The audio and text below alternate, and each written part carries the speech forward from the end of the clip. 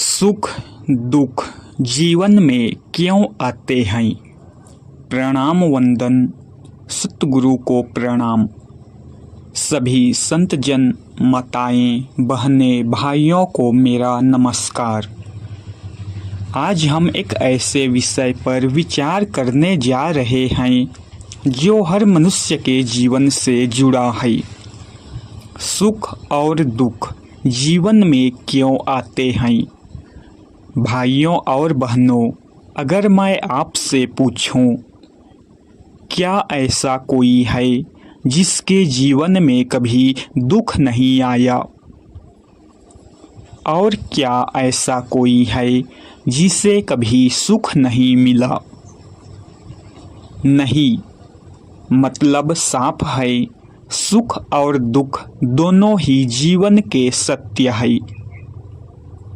मनुष्य का प्रश्न और ईश्वर का उत्तर है। मनुष्य पूछता है, हे प्रभु, मैं पूजा करता हूँ, भजन करता हूँ, फिर भी मुझे दुख क्यों आता है? पर प्रभु पूछते हैं, हे मानव, क्या तूने कभी यह पूछा, जो सुख मिला तुझे वे क्यों मिला?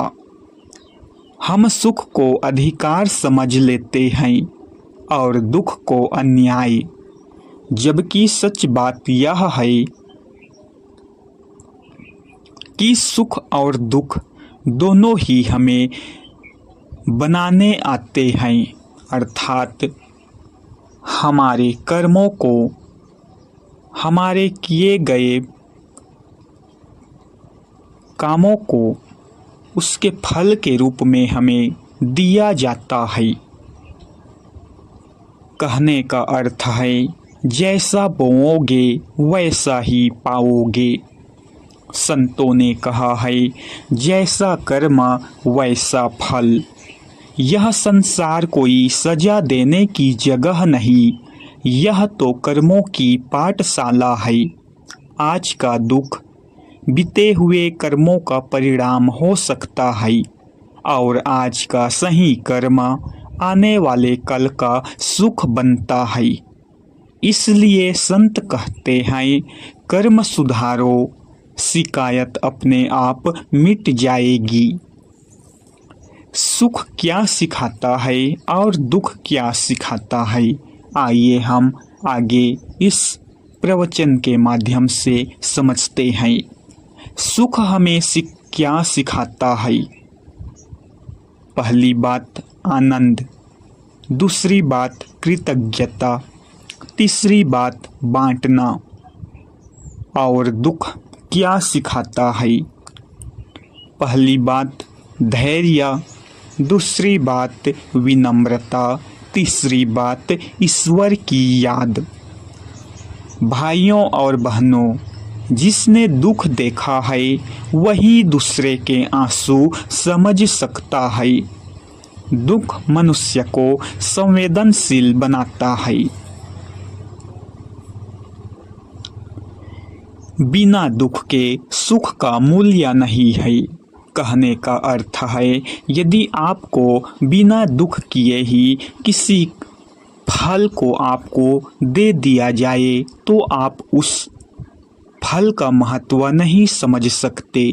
क्यों? क्योंकि आपने उसे पाने के लिए कोई प्रयास नहीं किया, कोई मेहनत नहीं किया। और जो व्यक्ति उसे पाने के लिए मेहनत करता है, उसे उस मेहनत को करने के प्रति दुख मिलता है।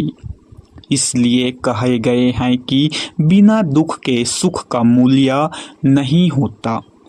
जरा सोचिए, अगर हमेशा दिन ही दिन हो तो रात का सुकून कौन समझेगा? अगर कभी भूख ना लगे तो भोजन का स्वाद क्या होगा?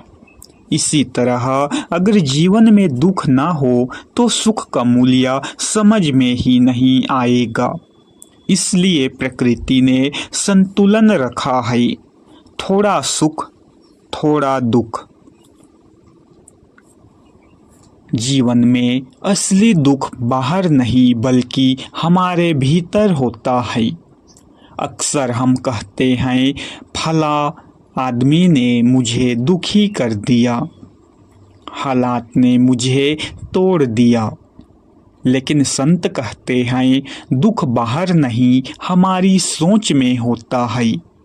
एक ही परिस्थिति में एक व्यक्ति टूट जाता है और दूसरा व्यक्ति